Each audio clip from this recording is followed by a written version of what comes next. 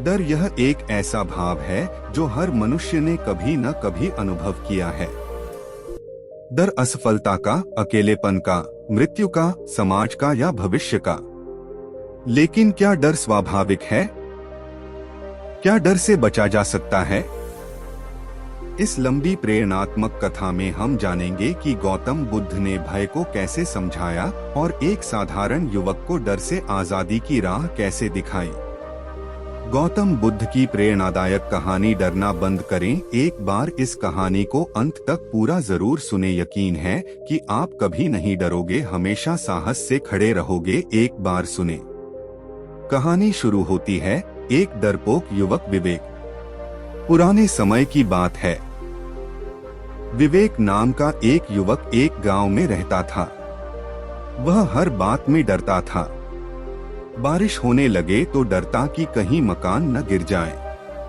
अगर कोई बीमार पड़ जाए तो सोचता अब मेरी बारी है। अंधेरे में अकेले नहीं चलता था और दूसरों की बातों से हमेशा सहमा रहता। वह जीवन को बोझ की तरह जी रहा था, हर पल अनिश्चितता का डर, हर दिन नया संदेह। एक दिन उसे पता चला कि गौतम बुद्ध पास के जंगल में एक विहार में ठहरे हैं। उनके पास जाकर कई लोग शांति प्राप्त कर चुके थे।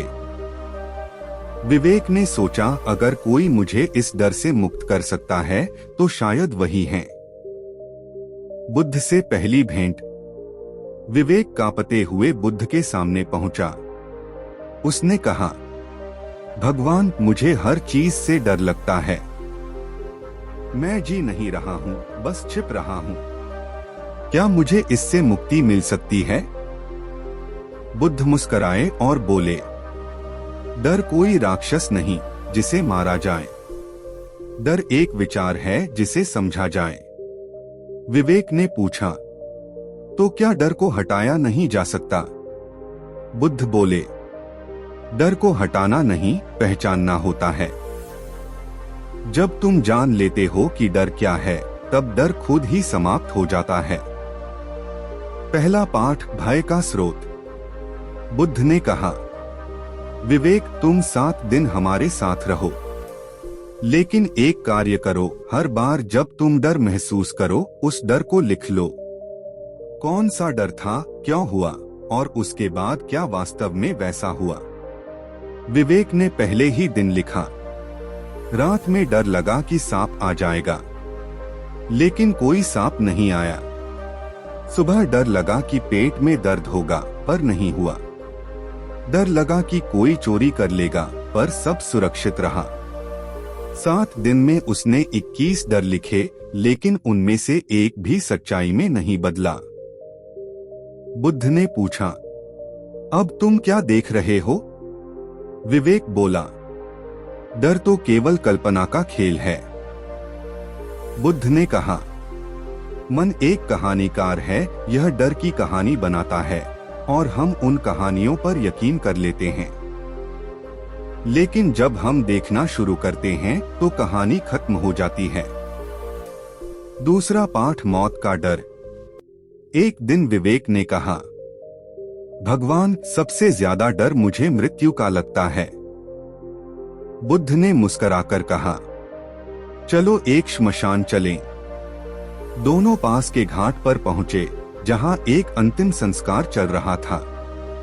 बुद्ध ने पूछा, विवेक, क्या इस व्यक्ति को मृत्यु से डर बचा पाया? नहीं। क्या मृत्यु को कोई रोक सका? नहीं। बुद्ध बोले, जो अपरिहार्य है उसका डर कैसा? मृत्यु एक परिवर्तन है, अंत नहीं। अगर तुम हर क्षण को जागरूक होकर जियोगे तो मृत्यु का डर नहीं रहेगा, क्योंकि तुम पहले से ही पूरी तरह जीवित हो। डर तभी होता है जब हम जी नहीं रहे होते। तीसरा पाठ, भीतरी साहस की जागृति। एक रात बुद्ध ने विवेक को अकेले जंगल में भेजा। एक दीपक लेकर जाओ। लेकिन कुछ घंटे बाद जब उसने डर का सामना करना शुरू किया, तब एक पल ऐसा आया जब भीतर से आवाज आई, अगर डर आया है तो मैं भी हूँ, मैं क्यों भागूं? सुबह जब वह लौटा, उसके चेहरे पर पहली बार तेज था।